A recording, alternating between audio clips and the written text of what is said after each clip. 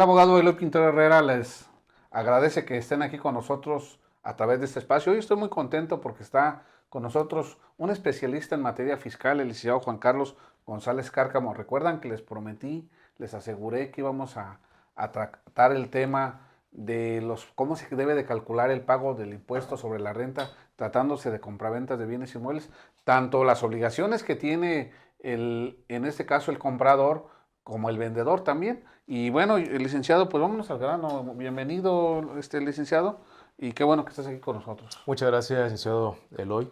Te agradezco mucho y también para las personas que nos lleguen a ver o a escuchar directamente en plataformas digitales, pues se las agradezco por tu invitación Gracias. nuevamente. Pues tenemos el caso de que cuando uno va a hacer una operación de compraventa, licenciado, va uno con el notario, ellos se agarran el caso y dicen, pues yo te calculo el pago y vas a pagar tanto. Te hacen ciertos presupuestos, pero a veces no nos informan cómo se calculó, cómo se sacó esa operación aritmética, ese cálculo. ¿Por qué no nos hablas de eso? La gente está de verdad interesada en conocer cómo debo de calcularlo para a la vez saber cuánto voy a pagar y a la vez, a la hora de hacer la venta, qué le voy a informar yo a la persona que me va a comprar el bien inmueble. Claro que sí, muchas gracias nuevamente. Efectivamente, nosotros sabemos que para poder realizar este tipo de traslado de dominio, pues tenemos que recurrir directamente a un notario público, ¿no? Para que le dé fe pública a la cuestión de la manifestación de la voluntad, en este caso, tanto al comprador como al vendedor.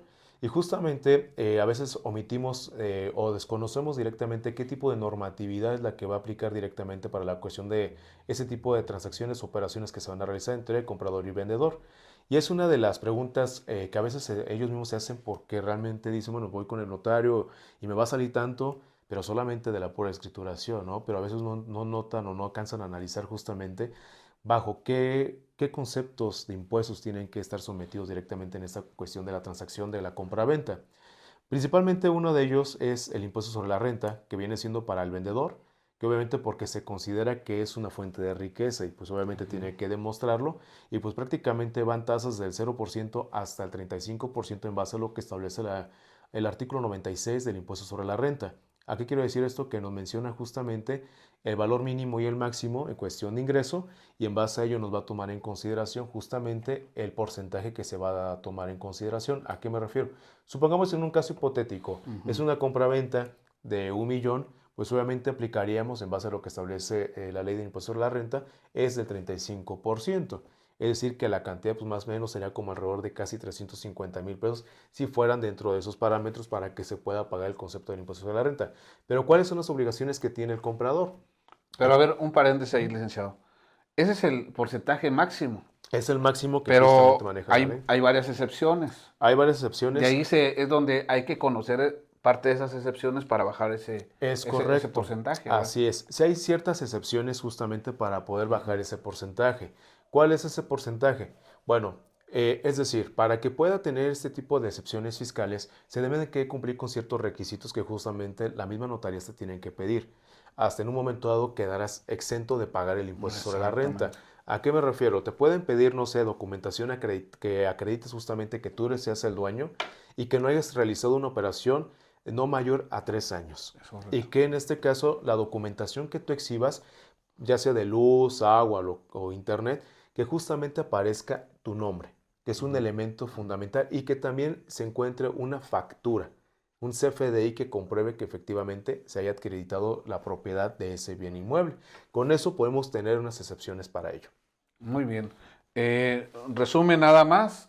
Entonces, esto no nos espantemos, amigo. Luego los notarios llegamos, dicen, vas a pagar hasta un 35%. Espérame, las excepciones que tengo, ¿cuáles son? Y de ahí se baja. Entonces, es bien importante que sus recibos, cuando usted ya tiene una propiedad, la ponga a su nombre, los recibos del agua, luz, de los servicios que usted contrata para que pueda justificar. Esa es una base, es un argumento Así de es. mucho peso y que las operaciones no se hagan dentro de los 3 primeros años, no se hagan otras ventas, O que sea el único dueño o que sea el prácticamente. único dueño. Así es. Y ahora de las excepciones del comprador en este caso. Del comprador. Tomar en consideración que el comprador también tiene Ujú. justamente una carga tributaria. ¿A qué Ok, me refiero? Que tiene que pagar un impuesto. Ese impuesto mucha gente ni siquiera lo tiene ok. conocido. Es decir, que tienen que pagar algo denominado impuesto sobre adquisición de bienes. Se llama ISAI, Si ustedes no lo conocen, con esas siglas. ¿A qué me refiero con ello? Aquí, por ejemplo, en el estado de Michoacán se establece que es el 2.0, en base justamente a normatividad. ¿Cómo se calcula? Este impuesto se calcula en base al avalúo que te realice la notaría, más el costo de lo que se va a generar la cuestión de la transacción, y además con la cuestión del impuesto predial. En base, una cuestión sería la catastral, y en base a ello se va a realizar una operación y con normatividad se va a poder realizar el porcentaje para que se pueda pagar, pero no va a salir más del 2% Ok, en base perfecto. a esas No, sumatorias. pues yo creo que es muy claro, amigos, esta información que nos da aquí nuestro especialista en fiscal para que usted tome esas medidas. Recuerda que le decíamos la vez pasada, los errores que se cometen es no proyectar, no calcular los pagos, los impuestos, las obligaciones que tiene tanto el comprador como el vendedor. Aquí ya nos está orientando y estamos con esto complementando nuestra información. ¿Algo más que quieras agregar, licenciado, para terminar esta cápsula? Ok, muchas gracias. Simplemente tomar en consideración los consejos que se está dando aquí directamente. Obviamente no te espantes o no se llegan a espantar justamente cuando salga la cotización, porque pues, obviamente a veces desconocemos la cuestión de ese tipo de impuestos como el ISAI, pero vamos a decirlo ISAI para que quede Es impuesto totalmente sobre adquisición, sobre ¿verdad? Ok. adquisición. Para que quede concreto hay que pagarlo y pues justamente nada más someterse directamente a las reglas fiscales. Y otra que por cuestiones de fiscalización, ese tipo de operaciones, también el notario está obligado a reportar justamente esa transacción económica. Y nota, para concluir, si el notario no cumple con esa obligación, estaría justamente sometiéndose a una multa que establece el artículo 73 del Código Fiscal de la Federación. Como consecuencia, y amigos, si terminamos, que les dé su recibo de ese pago que se realizó. ¿Es correcto? También, y recordar, también la cuestión de los gastos notariales son deducibles de impuestos. Oh, perfecto. Amigos, pues terminamos con esta información importantísima. Para la próxima estamos con ustedes.